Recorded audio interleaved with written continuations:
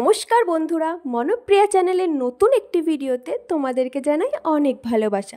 ভিডিওটি দেখতে থাকো, আশা করি ভিডিওটি তোমাদের অনেক ভালো লাগবে। তো সকাল সকাল ফ্লিপকার্ট থেকে পার্সেল চলে এসেছে। আমি অর্ডার করেছিলাম প্রতি মাসের গ্রসারি, যেগুলো আমি অর্ডার করি প্রতি মাসের জন্য, তো সেগুলোই চলে এসেছে। এগুলো এখন গুছিয়ে রেখে আমরা আজকে একটু বেরোবো পুজোর শপিংয়ে। আসলে অনেকের জন্য কেনাকাটা করতে হয়, তো সেই জন্য একদিনে হয় না, অনেক দিন যেতে হয় আমাদের। আসলে পুজোর আগে পুজোর কেনাকাটা করাটাও কিন্তু বড় একটা আনন্দ।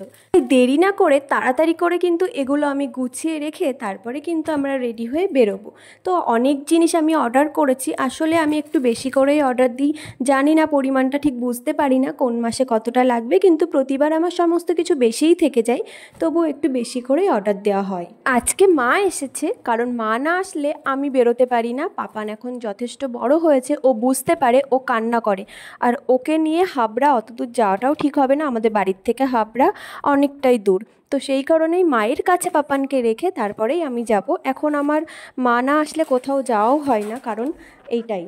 আজকে আমি যাব স্পেশালি আমার জন্য জিনিস কিনতে, কারণ আমার আজকে অনেকগুলো শাড়ি কেনার ইচ্ছা আছে। জানি না কি হবে, কারণ আমি যখনই কিনতে যাই তখনই আমার একটা শাড়িও পছন্দ হয় না। এদিকে তোমাদের সাথে কথা বলতে বলতে আমার কিন্তু গোছানোও হয়ে গেছে সমস্ত জিনিস।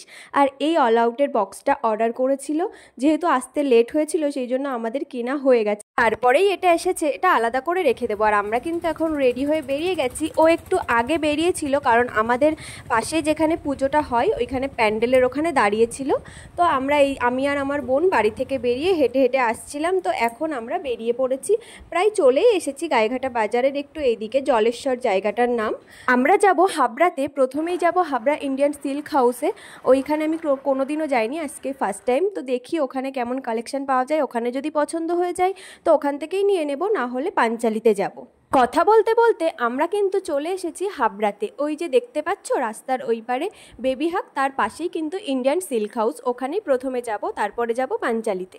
এখানে গাড়িটা রেখে আমরা এখন যাব ভিতরে। তো ভিতরে গিয়ে বেশ অনেক সুন্দর সুন্দর শাড়ি ছিল, ওখান থেকে একটা নিয়ে তারপরে বেরিয়ে পড়েছিলাম পাঞ্চালিতে। পাঞ্চালিতে ছিল খুব ভিড়, তো সমস্ত কেনাকাটা করে এখন আমরা ফিরছি বাড়িতে।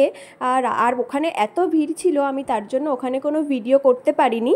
মানে আমরা নিজেরাই ঠিক করে দাঁড়াতে পারছিলাম না পাঞ্চালিতে, তো ভিডিও কি করে করব। যাই হোক, তো বাড়িতে চলে এসেছি। এই যে পাঞ্চালির থেকে কিনেছি দুটো শাড়ি, আর ইন্ডিয়ান সিল্ক হাউস থেকে কিনেছি একটা। তো শাড়িগুলো কেমন কিনলাম সেগুলো পরের একটি ভিডিওতে তোমাদের অবশ্যই দেখিয়ে দেব। আর আমার এই ভিডিওটা যদি তোমাদের ভালো লেগে থাকে আমার চ্যানেলটিকে সাবস্ক্রাইব করে রেখো।